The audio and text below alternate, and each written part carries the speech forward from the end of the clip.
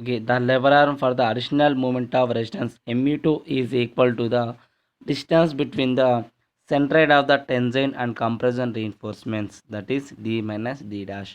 మనకు lever arm ఏమంటున్నారంటే ఇక్కడ డెఫినేషన్ అంటే అడిషనల్ మూమెంట్ మనము తీసుకున్నాం కదా ఇక్కడ డబ్ల్యూ ఇన్ఫోర్ సెక్షన్లో, కాబట్టి mu2 is equal to the distance between the centroid of the tension and compression reinforcements. ఒకసారి అబ్జర్వ్ చేయండి. ఫిగర్ బిని మనం అబ్జర్వ్ చేస్తే ఇక్కడ స్ట్రెస్ డయాగ్రామ్ అనేది డ్రా చేస్తాం. అంటే ఇక్కడ మనం రెస్టింగ్ బ్యాలెన్స్ మూమెంట్కి స్ట్రెస్ డయాగ్రామ్ మనకి ఏమున్నది చూడండి, ఇక్కడ అబ్జర్వ్ చేయండి. ఇక్కడ డి మైనస్ డి డాష్ అని ఉంది, డి మైనస్ డి డాష్ అని ఉంది. సియు2 అంటే ఇక్కడ మనకు అడిషనల్గా ప్రొవైడ్ చేస్తున్నటువంటి కంప్రెషన్ జోన్, ఆ కంప్రెషన్ ఫోర్స్ అని, ఆ కంప్రెషన్ ఫోర్స్ మనకి వాల్యూ ఎంత, ఎఫ్ఎస్సి ఇంటూ ఏఎస్సి వాల్యూ. ఓకేనా. అలాగే టీయు2 మీన్స్ అడిషనల్గా మనము అడిషనల్గా ప్రొవైడ్ చేస్తున్నటువంటి స్టీల్, అంటే ఎక్కడ టెన్జన్ స్టీల్, ఆ టెన్జన్ స్టీల్ యొక్క ఫోర్స్ ఏమంటే 0.87 ఎఫ్ఐ ఇంటూ ఏఎస్టీ2. ఎందుకు ఏఎస్టీ2 ఉంది కాబట్టి, అడిషనల్గా తీసుకుంటున్నటువంటి స్టీల్ కాబట్టి ఇక్కడ. అలాగే ఇది మనం అబ్జర్వ్ చేయండి ఫస్ట్ ఈ ఫిగర్ అనేది. ఇక్కడ డి మైనస్ డి డాష్ అంటే సెంట్రాయిడ్ ఆఫ్ లెవర్ ఆర్మ్ అన్నాడు. ఈ కండిషన్ చూడండి. The lever arm for the additional moment of resistance mu2 is equal to the distance between the centroid of the tension and compression reinforcement. That means ఎక్కడైతే మనం steel bars provide చేస్తామో,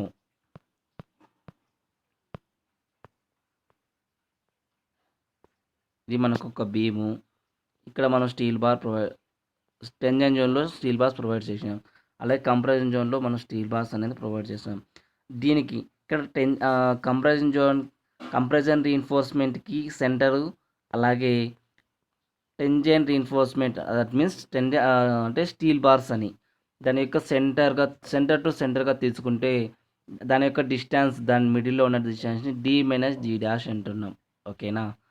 అది మనకు lever arm వస్తుంది.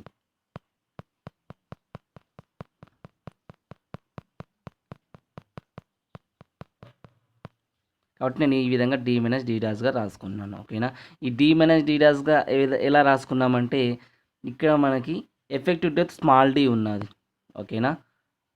ఈ lever arm అంటే ఏమంటే మనకు డి డాష్ అనేది ఏమంటే, డి డాష్ అంటే సార్ అబ్జర్వ్ చేయండి, డి డాష్ అంటే ఏమనేది, where D dash equal to distance of centroid of compression reinforcement from the maximum compression fibre. అంటే మ్యాక్సిమం కంప్రెషన్ ఫైబర్ నుంచి,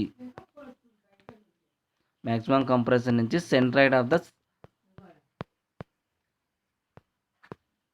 చూడండి, మ్యాక్సిమం కంప్రెషన్ ఫైబర్ అంటే ఇక్కడ మన కంప్రెషన్ ఫైబర్ అంటే ఇక్కడ వస్తుంది. మ్యాక్సిమం కంప్రెషన్ ఫైబర్ అనేది సెంట్రాయిడ్ ఆఫ్ కంప్రెషన్ రీఇన్ఫోర్స్మెంట్.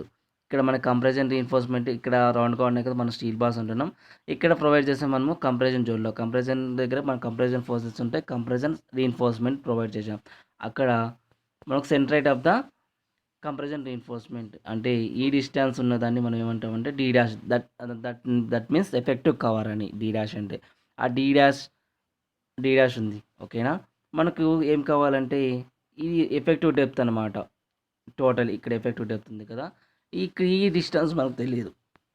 అంటే ఇక్కడ అంటే centroid of the tension reinforcement, centroid of the tension reinforcement, అలాగే centroid of the compression reinforcement, అక్కడ వరకు మనకు డిస్టెన్స్ తెలియదు. కాబట్టి మనకు ఆల్రెడీ డి అనేది తెలుసు, ఎఫెక్టివ్ డెప్త్ అనేది. డి మైనస్ డి డాష్ తీసేస్తే మనకు ఈ డిస్టెన్స్ వస్తుంది. ఓకేనా. అంటే the distance between the centroid of compression reinforcement to centroid of tension reinforcement, that means lever arm అని. డి మైనస్ డి డాష్ అనేది మనకు లెవర్ ఆర్మ్ వస్తుంది. ఏమిటికి ఇది లెవర్ ఆర్మ్ అంటే అడిషనల్గా మనము స్టీల్ బార్స్ ప్రొవైడ్ చేసినప్పుడు, అంటే కంప్రెషన్ జోను, అంటే కంప్రెషన్ రీఇన్ఫోర్స్మెంట్, అడిషనల్ టెన్జైన్ రీఇన్ఫోర్స్మెంట్ మనము తీసుకున్నప్పుడు. ఓకేనా.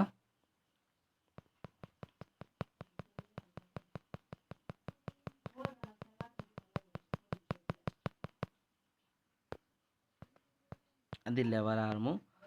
ఓకేనా.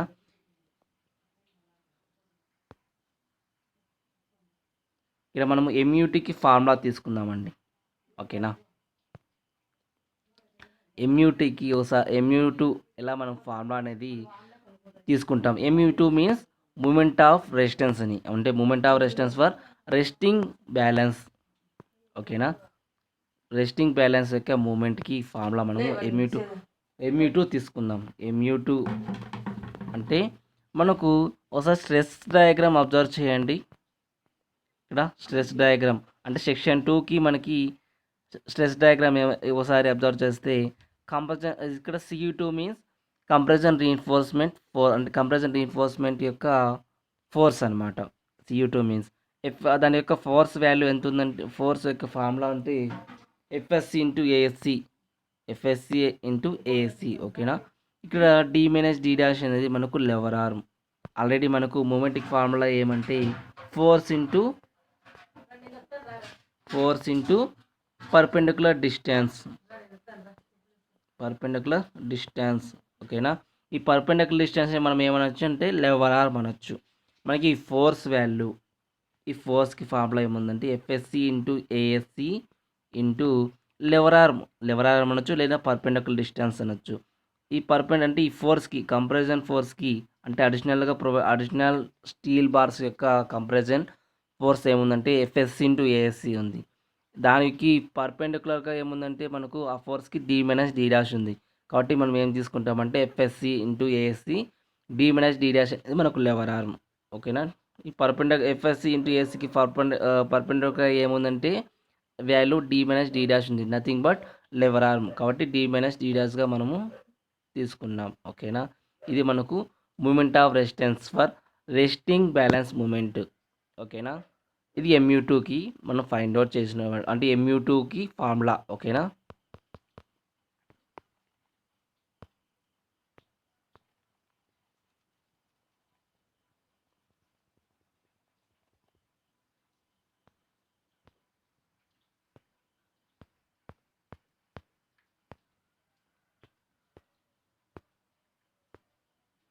Where FSC equal to stress in compression steel. ఓకేనా, కంప్రెషన్ స్టీల్లో మనకి ఒక స్ట్రెస్ అనమాట FSC అనేది. FSC అనేది ఎలా ఫైండ్ అవుట్ చేస్తామనేది మనము ప్రాబ్లంలో చెప్పుకుందాం. ఓకేనా, D' అనేది చెప్పుకున్నాం. ASC అంటే ఏమి తెలుసు, అంటే ASC means area of compression reinforcement required to resist MU2. ఓకేనా, అంటే ASC మీన్స్ A(SC) అనమాట, area of compression reinforcement.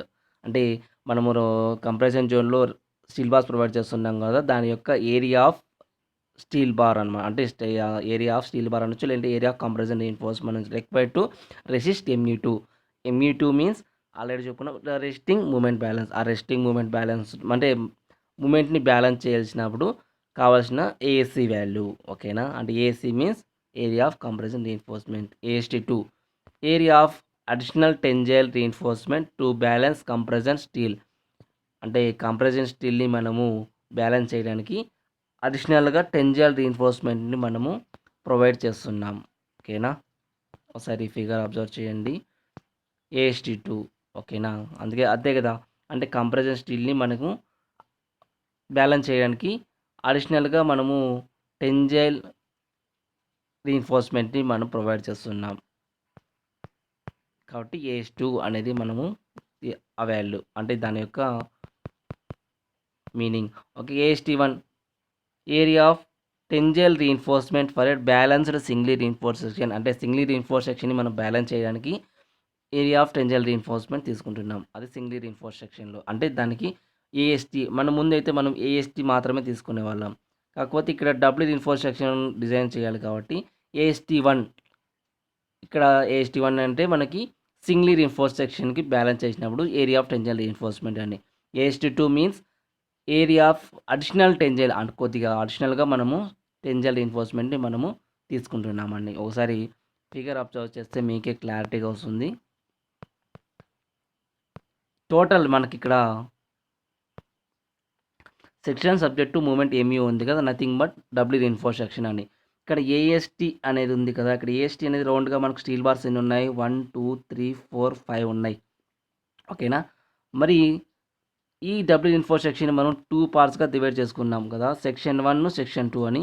Section 1లో మనకి resisting moment mu1 equal to mu limit అని ఉంది. That nothing but singly reinforce section అని.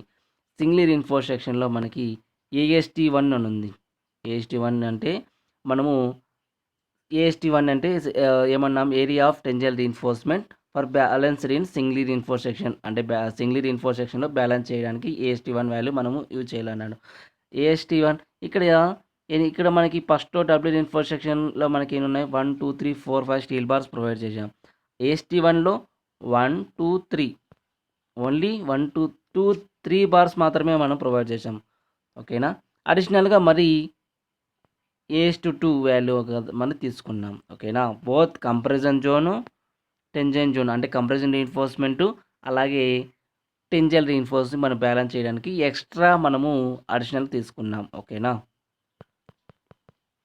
ఇట్లా ఎందుకు ఇలా తీసుకున్నామంటే, ఫర్ ఎగ్జాంపుల్ చూడండి, మనకు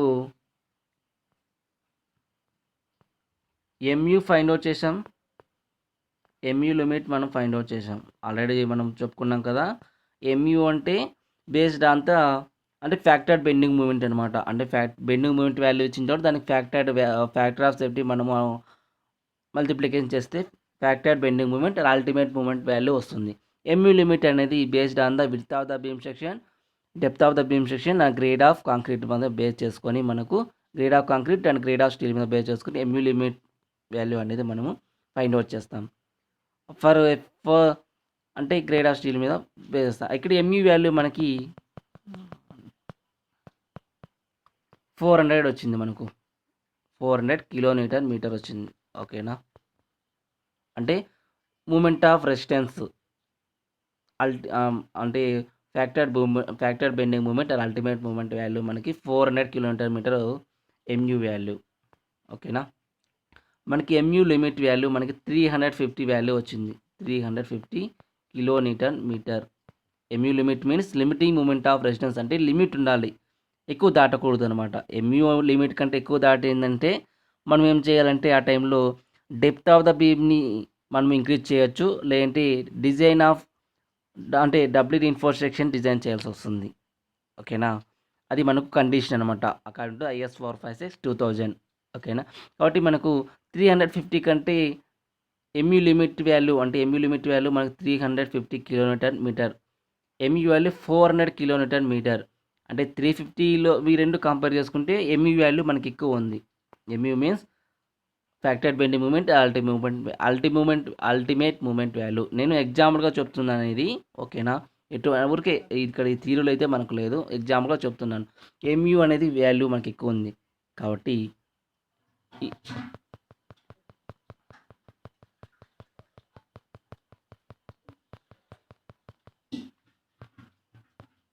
అప్పుడు ఈ సెక్షన్ సబ్జెక్టు MU అనేది మనం MUగా తీసుకుంటాం. ఓకేనా. MU లిమిట్ వాల్యూ MU లిమిట్గా తీసుకుంటున్నాం మనం దీన్ని. ఓకేనా. ఇక్కడ MU వాల్యూ మనకి ఎంత వచ్చింది, 400. అంటే ఎగ్జాంపుల్గా మనం తీసుకున్నాం అంతే. ఓకేనా. Based on the factor and bending moment ఇది మనం ఫైండ్ అవుట్ చేస్తాం. MU లిమిట్ అంటే based on the grade of steel, grade of concrete, width of the beam section, depth of the beam section వల్ల మనం లిమిటింగ్ మూమెంట్ ఆఫ్ రెసిస్టెన్స్ని మనము find out చేస్తాం. ఈ limiting moment of resistance అనేది for example మనము find out చేసిన 350 వచ్చింది. ఓకేనా. ఈ 350 కదా. ఇక్కడ ఏమన్నాడు, resting balance moment MU2 equal to అన్నాం. MU2 equal to MU minus MU limit. ఇక్కడ MU అంటే ఏమి, 400 మైనస్ MU లిమిట్ అన్నాడు. MU limit means 350. 400 నుంచి 350 మనకు మైనస్ చేస్తే మనకి ఎంత వాల్యూ వస్తుంది, 50 కిలోన్యూటన్ మీటర్.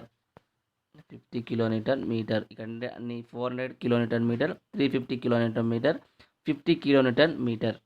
ఇవి మూమెంట్ ఆఫ్ రెసిస్టెన్స్ వాల్యూ. కాబట్టి మనము ఇంకా లిమిటింగ్ మూమెంట్ అనేది 350. అంటే సింగిల్ రీఇన్ఫోర్స్ సెక్షన్లో మనము లిమిటింగ్ ఉంటుంది అనమాట. సింగిల్ రీఇన్ఫోర్స్ సెక్షన్లో మూమెంట్ ఆఫ్ రెసిస్టెన్స్ వాల్యూ అనేది 350 వరకునే మనము ఫైండ్ అవుట్ చేయాల్సి వస్తుంది. కాబట్టి మనకి factored bending moment or ultimate moment అనేది ఎక్కువ వచ్చింది. కాబట్టి అప్పుడు అడిషనల్గా మనము కంప్రెషన్ రీఇన్ఫోర్స్మెంట్ని అలాగే టెన్జైల్ రీఇన్ఫోర్స్మెంట్ని మనము ప్రొవైడ్ చేయాల్సి వస్తుంది. ఎంత మూమెంట్ కెపాసిటీ అంటే 50 కిలోన్యూటన్ మీటర్కి మనము అడిషనల్గా టెన్జైల్ స్టీల్ బార్స్ను అలాగే కంప్రెషన్ స్టీల్ బార్స్ని మనం ప్రొవైడ్ చేయాల్సి వస్తుంది. ఈ విధంగా థియరీగా మనం చెప్పుకున్నాం.